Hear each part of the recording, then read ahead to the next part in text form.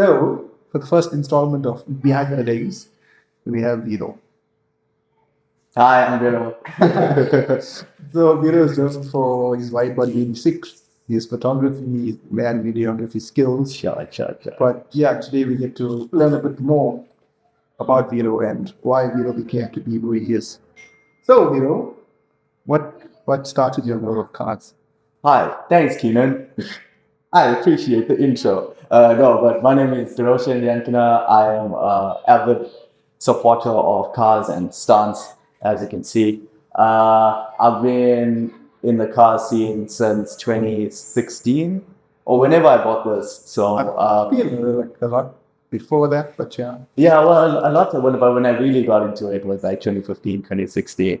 I'll tell you about my car history later, but for now, Keenan and I go way back. Yeah, we founded Content Chasers, which is now the channel, as well. After the magic videos That you're watching right now. into them, like share fun story. But yeah, we merged in like I know the 2017, COVID, yeah. 2016, 2017. Yeah, that's what we know. because we don't wanted an adventure on video, and I was like, I am none of that, but here we are today. So yeah, I do most of the stills. He does all of the video, and that's the Content Chasers team. Best.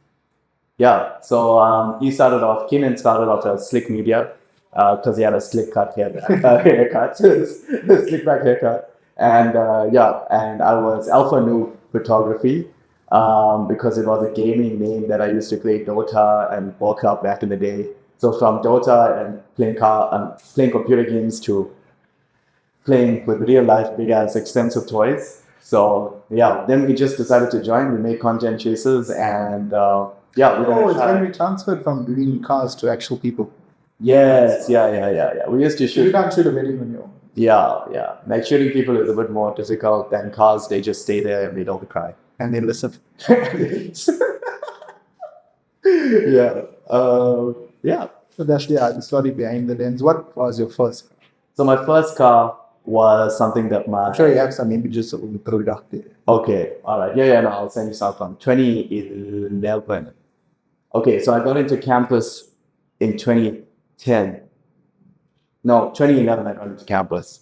And the car was a 2011 car that I bought in 2013 in my second year of campus. And because I managed to get a bursary, so I managed to get some funds to then buy a Polo. It was a 2011 Polo 1.6 NA6R. Yeah, 6R shape. That the BM was the first German car.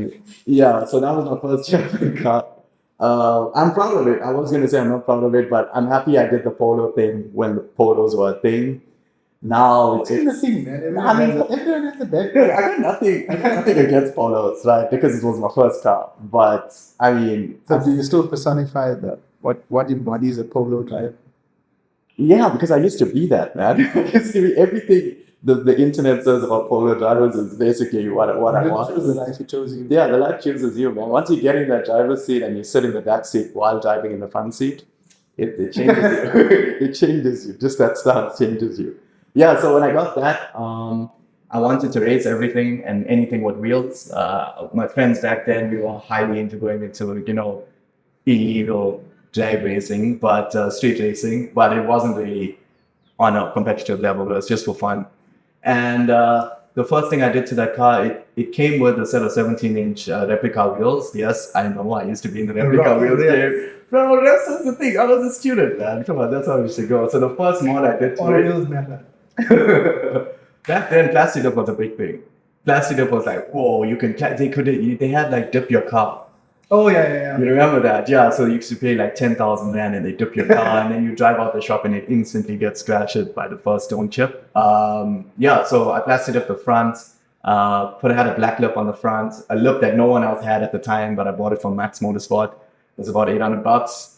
Put H&R strings on it, got it secondhand from a dude on Facebook Marketplace. I wasn't to think about it. South African eBay. South African eBay, which is country. That's where I managed to get that from. And yeah, it was just danced. And from that time, I had the sticker on it, and it said, lowered is low. So think something low, life is lowered. Something about like being low. And then there was another sticker saying illest instead of you're sick. So Yeah, and then from there, just bought it because I figured out how to work on cars there. I was learning so much that, and like really a newbie trying to get into things, which is why I branded myself as Alpha Noob. That the one day I pulled off the wheel to put the springs on, put the wheel back on, drove it to work, drove it back, and there was this weird noise that I was hearing. Came back home only for my father to tell me that the lug nuts were not on. Torque settings for me. Yeah, that was my first car. Did a lot of shit in it, but it was amazing. And so the car that you're most known for is behind us. Here you see some cinematics that we throw on for you.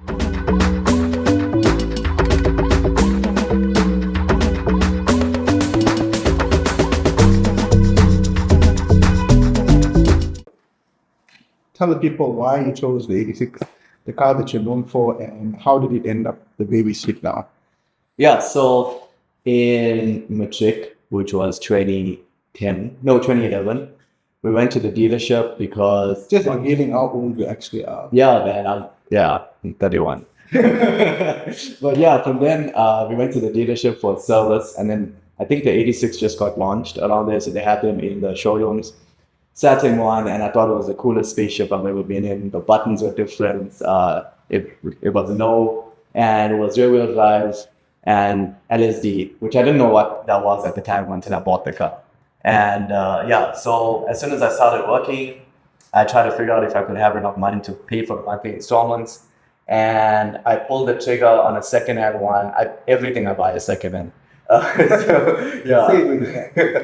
pulled the trigger on the second-hand one. It had 5,000 kilometers on the clock, and I picked it up for 300,000 rand. From this guy in Durban North. Anyway, test drove the car. When I test drove the car, the guy had, we finished driving it, and when we arrived back, there was a guy sitting with me, one of the owners. And as he got out of the car, he dropped his gun in the back seat, and I didn't know the whole time he had his gun on him because he didn't know. Can you never be too sure about it? Yeah, well, South Africa, I guess. Yeah. So anyway, got it, and then started to learn how to slide it. And rear-wheel drive was the best thing that ever happened to me because it had a mechanical LSD. And from there, I was just scouting the internet, and the GT86 platform was one FRS BRZ platform. It was just one of the biggest things that hit the GTM market. The modification just went wild. Body kits around this. New models that came out as well. Yeah. A bunch of models already out for it. Kits, wheels, everything. Suspension arms. But the main thing that caught my eye was when Rocket Bunny released their wide body kit. And I knew I wanted it, but I couldn't afford the original. So I waited for China to rep it, and then I bought it. So did you send it to a shop to fit the kit? Or how did the kit become its own? Everything I did on the car, I did myself. In this garage, with the help of you and my brother and my cousins. It was just a family thing, family and friends, couple of guys get together and just start, wrenching on a car. So this is the community project car. This is you make us seem like the neighborhood bicycle. It's okay. This is what keeps kids off drugs. Stay around, work hard, throw money in cars. It's more expensive than drugs, but yeah. So this car went through a million phases. It started off with a Rocket Bunny version 1 kit. Then I had coilovers. Then I had Rep XXR wheels. It was white. Bought the car originally in white. Learned how to cut up the body, and when I took the angle grinder to the rear arch, to cut up the body. YouTube, man, YouTube, it's YouTube, and you just eventually needed to upgrade for cutting springs. Yeah, so I learned how to angle grind, weld, fabricate, all on this car. Everything you see, yeah. So it went through many phases, but it started off static, and then when I built up the money, ended up bagging it. Yeah. Thanks, our life is not only for girls to use vegan. But believe it or not, the first mod on this car was actually an original part, which was to the Tom's taillights. Okay. So yeah, they're from Japan. It was version 1. Yeah, you got the headlights and the taillights, the paint. Yeah. What's actually stock on the car? The mirrors. It's got paint. Yeah, the paint. I think the only additional thing is basically the motor itself and the seats. That's it. Yeah. The interior is stock. The steering you just haven't changed, but the gear out, all of that. Yeah, it's a few things. It's a visual aesthetic stance car. That's the point. You used to daily this car. Yeah. So this car I used to daily from 20 2015. No, it's a 2015 model. In 2016, I bought it, and I used to daily it for 7 years. Yeah, no, well, 5 years, 5 to 6 years, and then I bought a Corolla, slammed that, sold it, and now, yeah, well, yeah, the Corolla was pretty cool. I wanted a static daily, and it was definitely the best one, but Yeah, I haven't seen anyone else. Well, now there's a bag going off that kind of well. yeah, we should have done this interview in Africa. Yeah, that would be cool.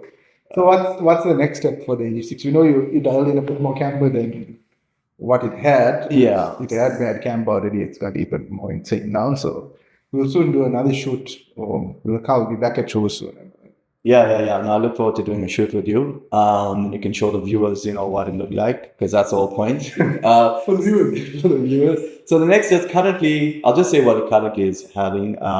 So right now, it's got chain suspension arms on the rear and slotted struts in the front to get camber. So the PBM rear arms, toe arms as well, maxed out. So I'm sitting on -10 on the back and I haven't done an alignment, but from the manual measurement, -11 to 12 in the front. Yeah, so I haven't driven it a lot on this setup, but it looks a lot more meaner. The height, I don't... Just be sure, I'll just throw in a clip of his daily driving. Yeah.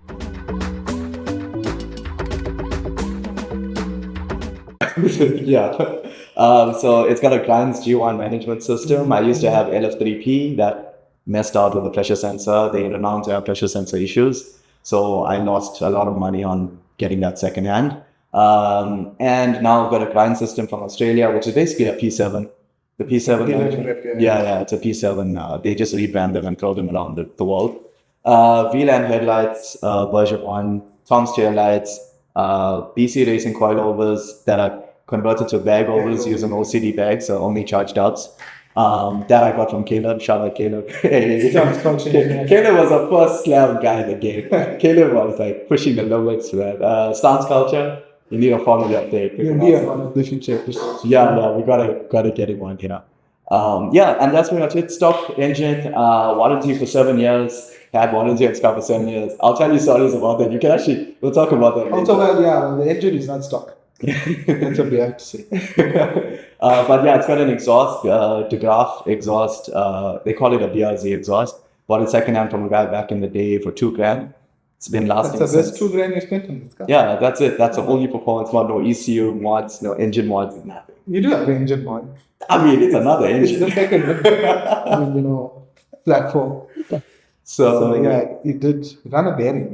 Yeah, so the biggest problem with the 86 platform, this is the Gen 1. It's Enki, if you like.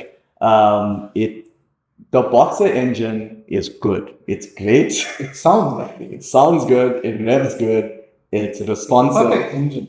If you don't know me. If the pistons were vertical, it wouldn't fail as often. So yeah, I ran a bearing on a breakfast run chasing a Lamborghini. Sounds stupid, but when you're in the zone, when you're in the zone, man. Yeah, I mean, I was doing 140, he was doing 130, I was winning. And then instant bearing knock, sent it to Toyota, had a fight with them for 4 months before they decided to actually change the motor under warranty. And yeah, I've only had an instance once, touch wood, that this doesn't happen again. Touch wood. Yeah. So that's the issue with the 86 platform is the engine.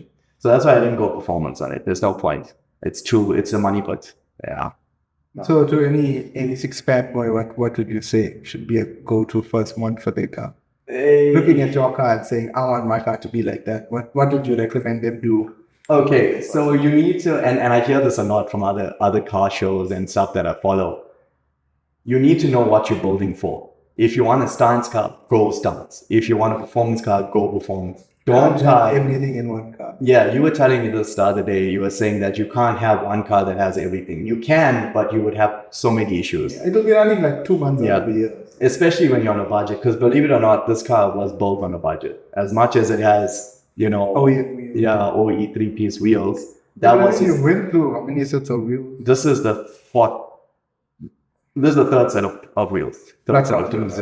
Not counting. Still, there's different tires like that. You change wheels, Yeah. build wheels for this car. Yeah. And eventually, after building wheels, you found a working set of wheels. Yeah. This was it. I got it from Shallow Mags in Cape Town. Shout out to Shallow Mags. Mr. Shallow just sorted it out for me. Got it out of steel, and it was a spec for the Rocket Money version 3, which is It was a dream wheel for the car. yeah, I think it's like 60 mil wide. It's hard to find. The back is 12.5 J. The front is 10.5. The offsets are all negative, deep negatives. I forgot what they are. At this point, I forgot all the specs. I just go for footment. I don't even measure anymore. It's just get it to hit the lip and then sort it. So yeah, anyway, my advice to people who have this car. First, if you want to buy this car, get one with a decent mileage or where the motor has been changed by Toyota already, because guarantee any one of them is going to go, especially in South Africa, because they didn't seal the summer correctly. And just know what you want to build. If you want to build stance car, don't start off static. Just go back. Don't pay that 20 grand for coilovers and not be satisfied and then have to convert it later on. Just go straight to bags. It's so common in SA now. I mean, who's doing it? Airlux, you've got AirBFT, you've got the guys everywhere doing it. Shahid. Basically, yeah, you should know someone that knows someone that does. Somebody out there, if you're in the car scene, knows how to bag a car, and just go for it. Make sure it's done correctly, and you can daily it for years. I dailied this bag for 2 years, no issues. Yeah, I mean, a lot of people talk about AM safety and stuff. I had a bag fall, and in 4 months, I did about 28,000 plus came. PM reaches the everything. Yes, the shower. Yes, the shower.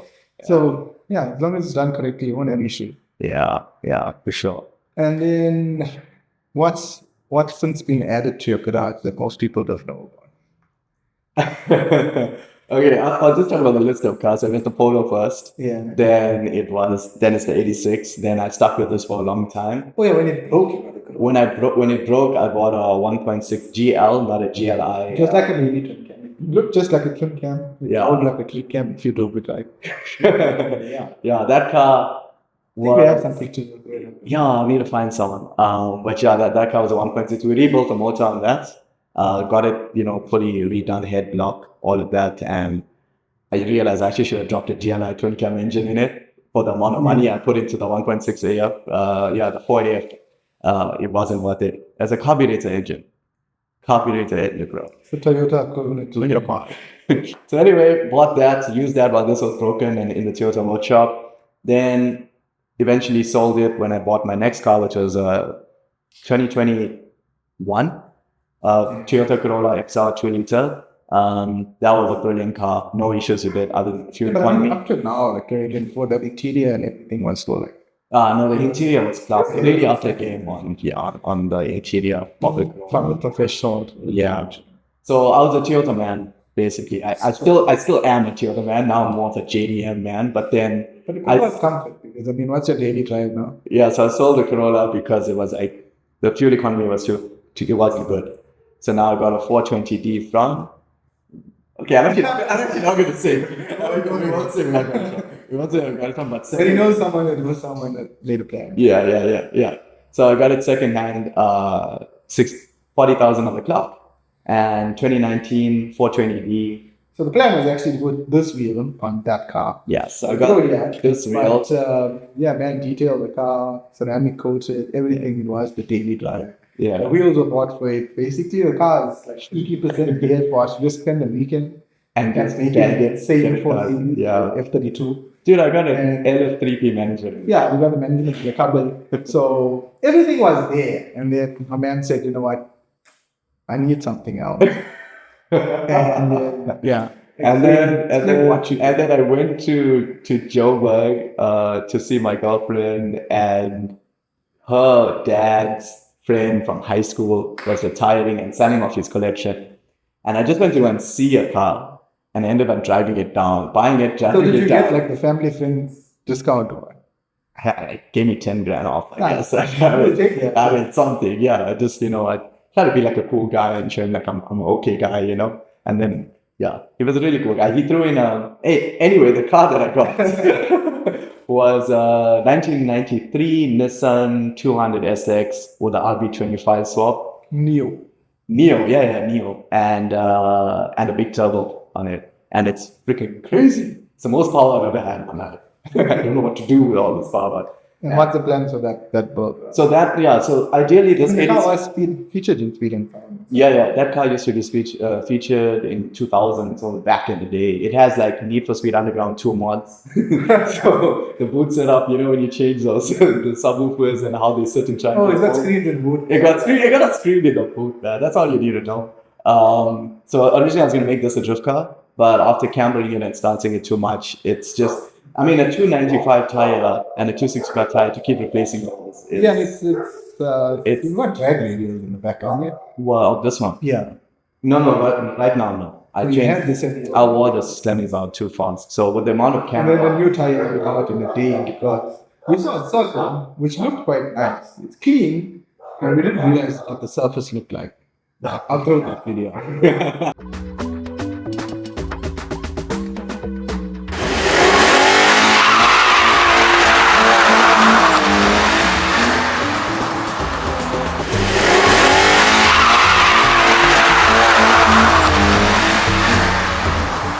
Oh yeah. And then just mutilated the tires. And we still had to drive off. So originally, like I said, this car was meant to be the drift car. It was meant to be the stance car. It was meant to be not to go to work anymore. But So while building this car, you realized that you can't have everything in one car. Exactly. So this car was LSD, mechanical LSD, which is why, and I learned how to slide really well. I did advanced driving twice with it.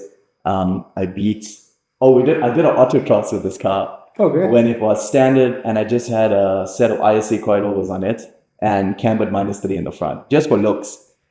But turns out that was enough to take out and beat the guy who came out second in the autocross by 2 seconds clean. The guy who came out second had a BMW E46 M3 CS, not a CSL, CS. And the guy who came out third had a Ferrari California V8. And that's So the car is the driver. Driver mode is stock 86. I matched him by 2 seconds clean on a 30-second autocross track. So yeah, it's about the driver, and it's about the faith that you have in your car. And that's why I thought this was going to be my track car. But now getting later on into life, I'm realizing that I need another one. So that's why I bought the 200 SX, and it's got tons of power. I just need to tune it a lot. There's a lot to do on it, maintenance-wise. it is an old car. How old is it now? Oh, 93 is 30 years old, 31 years old. Hey! It's as old as It's as old as me. Yeah. So to get something that understood where I am in my life, in my crisis. Yeah. Yeah, so it's got a lot to do, but it's built very well. We'll show you that as well. I don't think there's much to be done. It's just the fine tuning and getting it there. Yeah, so I need to tune it for altitude because it's running rich, and it's running on dictator. I don't know anything about performance. I've only ever done stance. So now when I learn about something else, motor swapping, turbos, boost levels, ECUs, mapping on a computer, I'm going to try all of these things out. Please invite your own file. I won't. Pay your money and just go to a sheet. Well, it's running on dictator, so I don't have Windows 98, so I need to find someone who does. Yeah. And in terms of, well, we know that you do have a daily job.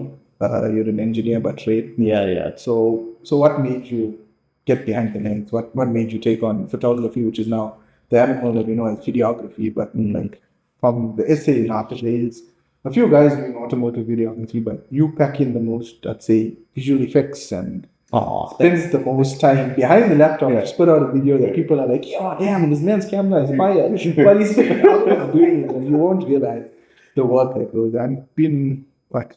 There was a clip that he pushed. I think it was like just under a minute.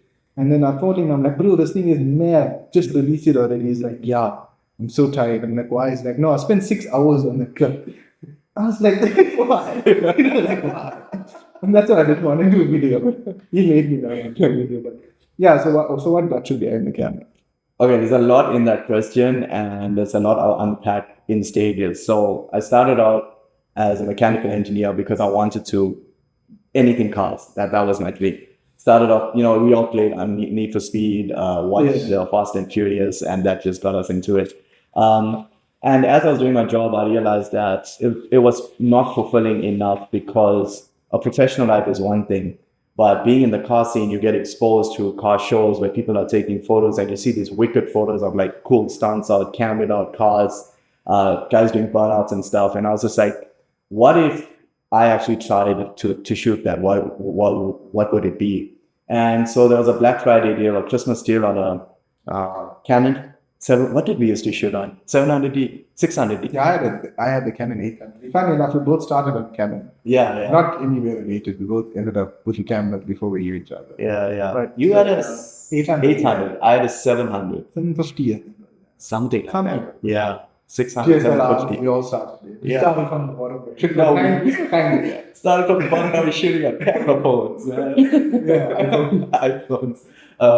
Yeah, so I started on that, and as I was at the one show, I was just shooting, and there was this guy that just kept following me, and I just never paid too much attention to him, but we just started talking and whatever, and eventually just found out shooting one, and it was an 800D, and it was this guy, and that's how we became friends. It was a car show in 2016, I'll never forget, and yeah, it was Grounded Nation. First Friday. Yeah, that I wish that. Yeah, dope. Bring that show back, man. Bring it back. It created friendships, bro. Yeah, sure. It worked. Yeah, so and then from there we just started looking at Instagram, YouTube, Facebook, and Crispy Media. Crispy Media, and he was the one. He was the one that really helped us get to to that inspiration. And once we started seeing cool cars, I wanted to know how we can show those cars better. So I scoured YouTube tutorials, everything I've done in the photography scene and everything you've done in the photography scene and the video, we've self-taught. And yeah, I'm an OCD person because of engineering. And the OCD barracks. Yeah, so when I started doing video, I really wanted to get it like on a professional level. And I wanted to know how. And eventually I realized I needed a gimbal. So I got a gimbal. I realized that my camera wasn't good enough for stabilization. I got another one. I realized the software I had wasn't good enough. I got better software. Realized the computer wasn't good enough to handle the software. I got a better computer.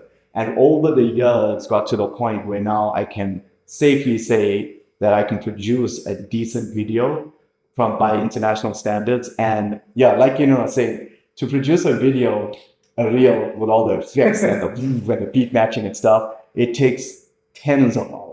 Yeah, man, that's what people don't realize. Like when they ask you, can you shoot my car like this? And then you give advice, and they're like, I'm only shooting it for like a few seconds. It's like, I'm not even getting like a full movie out of it. Why? Yeah, it's like, oh no, you shoot it for 1 hour, so I'll pay you 1 hour's rate. Yeah, but after that, when you go home to edit, it's like 10 hours. You're not paying for that. You're not paying for the effort. You're not paying for the OCD of making sure two clips go seamlessly together. And the clip in maybe 15 seconds to a minute. But there's so much work that goes into it. And I don't think a lot of people realize that, which is why people shoot standard now. You see a lot of people shooting standard, which I don't have a problem with because it shows off. It's just to get the clips out there. Yeah. People just try and get the reach. I mean, you focus more on the quality. Not just saying that their stuff is with quality. It's like, you just add the spice. Yeah, basically add the spice, yeah. We can throw out some in this video because I've got tons I can just... Don't copyright me. Yeah.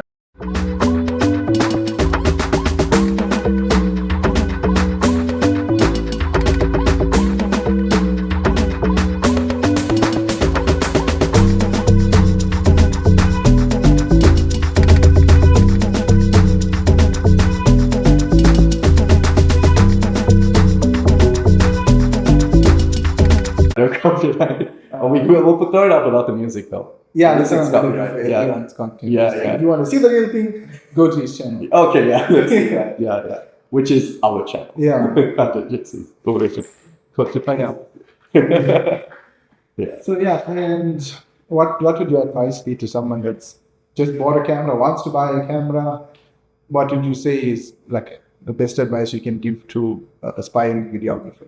Get out there and shoot for free. Don't expect anything in return. Wait until you get to a point where you are happy and seek advice from other photographers. They're the best people to talk to. You can talk to any one of us. Yeah, the DMs are. Yeah, I mean, we will give you advice on it. It's shooting is very simple. You make it complex by wanting to perfect that shot. Yeah, wanting to perfect it or wanting to be like someone else. Photography is an art. This is just a personal opinion. But photography is an art, and you create your own profile, you create your own artwork, you create your own signature look on your pictures. And the only way you're going to do that is by being happy with what you've shot, not comparing it to someone else's work. So my advice is get out there and shoot, and shoot manual. Please don't. Please shoot Even manual. if you mess it up in manual, at least you can see you shot. Yes, at least you Don't be that guy. like shoot But please don't manual. take a chance with someone's wedding or something like that. Yeah. But yeah, the thing is, you have to do it to learn. You can't sit behind a computer, study YouTube, and then go out and expect to put on the shots you see, like micro arts. Everyone loves his color grading. Everyone tries to Micro art. replicate his color grading. Micro art. You really took photography by a craze, and yeah, you can see it, aim to it, but when you start out, you're not going to get there. As you go through, you'll get your own style, like what we would say. The whole aim for me as a photographer, I'd say, is to take a shot, not put my watermark, and everyone be like, yeah, that's his shot. Yeah. That's how I feel, like what you need to aspire to, because you can't just say, hey, this guy's the best photographer, because it's an art. Everyone's got their own look, and It's change it. subjective. We can all get 10 of the best KZN or SA photographers and shoot a car, and everyone's going to produce men shots. So you're not going to have one good one. You're going to have like their favorite take on what's theirs. So I think that's true. The best camera you can use is the one that you have. Yeah, but if you wanna look at what's out there and what the level it is now in South Africa, well, KZN, we speak for Durban, KZN, but look at people like Munt, Lone Boy, for video, Roy Motion. yeah, Alistair, You got icons. yeah, Jafar, and then you've also got on the video side, Yeah, we've also got content creators. the God. No, the God is Automotive. Yeah. Theo is just the next level right now. So yeah, you can look at stuff like that for inspiration, but at the end of it all, you just gotta create your own profile. My recommendation would be that you create your own profile, but reference YouTube, teach yourself, research, try it out, fail, try again, and that's what makes you a better photographer or videographer. That's just my personal opinion. Yeah, I feel like with advice, you have to. Yeah, you're not going to learn anything unless you do it. Yeah. So failing is your chance to learn what you did wrong, so you can get it right. Okay. What missed? The